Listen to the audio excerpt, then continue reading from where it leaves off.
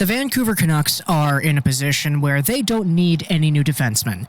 They got rid of the guys that weren't really doing anything beneficial to the team, and they signed some guys on their back end too. So, going forward into what the Canucks have, they don't actually need any more D-man. But one of the former Vancouver Canucks defenders from last year is still unsigned, and that guy is Ben Hutton. Now, this article that I'm going to be reading off of, it's actually from a few days ago. It's 4 days ago, actually, but the information is still apparent since Ben Hutton hasn't signed anywhere. And I wanted to just talk a little bit about Ben Hutton right before the season begins, because the Canucks do have 2 split games today against the Calgary Flames, and we'll be talking about that here on the channel later in the evening. But as a quick little update, let's talk a little bit about Ben Hutton and what he's been going through. Ben Hutton. Let's read the TSN excerpt from his little portion here on this article. Left-handed defenseman, 26 years of age. In the most recent season of NHL play, Ben Hutton got 69 games played and 20 points. He averaged 22 minutes of ice time, which I'm going to be honest, I was quite surprised. I didn't really think Ben Hutton played that much, and I watched most of the games, so that really does come to a surprise for me. But overall, Ben Hutton is a player who, in his most recent 2018-19, his 20 points, they were pretty gosh darn good. And not good as in like, wow, that's an elite player. Good as in, damn, that guy really improved. Because Ben Hutton, in his most recent year before this one, he was kind of bad. And he wasn't really all that good out there. He was coughing the puck up at bad times, making some poor plays, and overall he didn't get the points either. So the last season of play, 2018-19, was really a show-me season for Ben Hutton, a season where the Canucks went, okay, we still believe in you, we still want to know what you can do, we still want to see the best that you can play, and that's what we saw out of Ben Hutton. Now, as a 26-year-old guy going forward into the future, I don't want to say that Ben Hutton has a huge offensive potential stardom spot. Going forward into the long term, I could see him pretty much just being a top 6 defender, maybe a 7th guy on a really good team. But for the most part, Ben Hutton getting paid $2.8 million last season for the play that he provided, it wasn't super fair. I mean, I think it was kind of a little bit of an overpayment, but at the same time, the potential that Hutton did exhibit was greater than what he did exhibit on the ice, so I understand that. But at the same time, it's understandable to see why at this point, the Vancouver Canucks declined to extend him a qualifying offer for that same $2.8 million. And as a result, Ben Hutton has been a free agent for the past few months, and he's got interest. Ben Hutton has legitimate interest amongst other teams in the NHL, which reportedly include the Los Angeles Kings, the New York Rangers, the Detroit Red Wings, and the Minnesota Wild. It's a very interesting bunch of teams right here, so let's go over through one by one and just see why exactly each of these teams would want to go after a guy like Ben Hutton.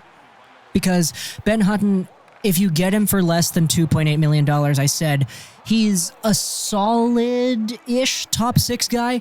He'll cough up the puck once in a while, but for the most part, he's got some pretty okay wheels, a good work ethic, and he's always looking to succeed, so he's a fan favorite, and he's a fan favorite for a reason. He was a really, really likable personality as well, so I hope Ben Hutton is able to have a great future with any of these teams, but for the most part, the Los Angeles Kings, yeah, man, they kind of need defense.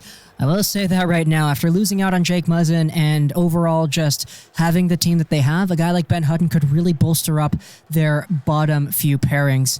As for the New York Rangers, well, they got really, really good. They got extraordinarily good this offseason. Just adding Fox and Trouba to that back end is going to be so good, not to mention Kravtsov, Cheadle, Kakko, Panarin. Oh my goodness, the Rangers are so, so good. And if Ben Hutton goes to New York, then I don't know how he cracks that lineup. But, you know, he could be depth, he could be a call-up, he could be whatever. He could be a full-time guy if he's able to beat out any of the other Ranger defensemen. But if he goes to New York, I'd be very happy for Ben Hutton. He's probably going to win something. Eastern Conference Finals, Eastern Conference Semifinals, Stanley Cup Finals. Ben Hutton will be greatly setting himself up if he goes over to New York, assuming they are interested in him, of course. But some of these other two teams here, let's take a look at it. The Detroit Red Wings. Now, they're a team that they have a lot of really good young defensemen. Hronek is available. Seider, I guess Seider's available, right? Not to mention the players that they've already established and developed, like Chalowski too. So if Ben Hutton is able to fill in the spot that, I don't know, Nicholas Kronwall kind of left, then that would be cool. Not saying that they're the same caliber of player, obviously. Of course, that is not what I'm trying to say here. But Ben Hutton on a young Detroit team could really thrive off of that environment. And overall, if he's given a chance to really succeed at his game, if he's given that power play opportunity, I think Ben Hutton could post up a few more than 20 points. Obviously, though, I didn't realize he played so much with Vancouver, 22 minutes of ice time per game. My goodness. I don't know how beneficial it would be for Hutton to play full 20 minutes every night for 80-plus games in a year. I'm not really too sure how good that would be for him, but if he's able to try it out, then who knows. And then Minnesota down here, this is kind of the weird one. I didn't really realize that the Wild were looking for defensemen like this. I mean, they got Suter, Dumba, Spurgeon, and overall, I thought that their defensive core was pretty solid last season. If they want to add a guy like Ben Hutton, then be my guest, but personally speaking, I wouldn't have guessed Ben Hutton would have been available to the Minnesota Wild. But if any one of these teams do take up Ben Hutton and they want to give him a chance to do well, Hutton, man, New York, you got a great chance of winning if you go to New York.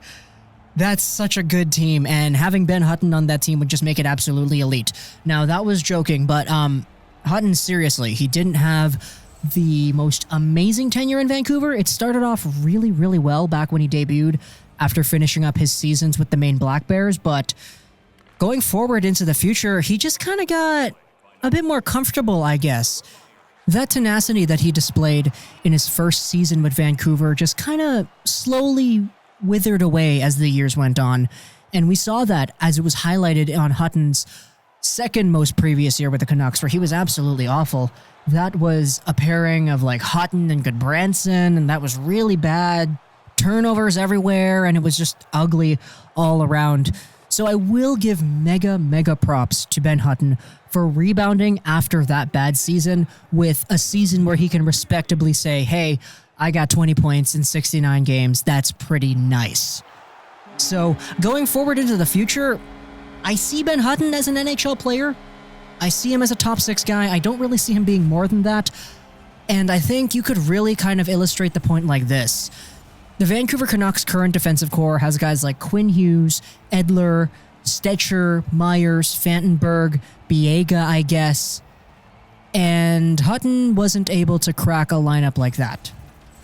Now, I'm not going to throw shade at the Vancouver Canucks lineup, but I will say that even last year, Ben Hutton wasn't necessarily the best on a Vancouver defensive core that was one of the worst in the league, if not the worst in the league. Now, I don't want to argue with anyone saying, hey, we weren't the worst D-core in the league. Well, what were we then? Because we were pretty bad, and Hutton still wasn't really too much of a standout defenseman on that defensive core. So I think if he wants to guarantee an NHL spot, New York is probably the toughest place where he's going to do that. But obviously, because that's the way it is, New York is the most rewarding if he is able to find a spot and lock himself down.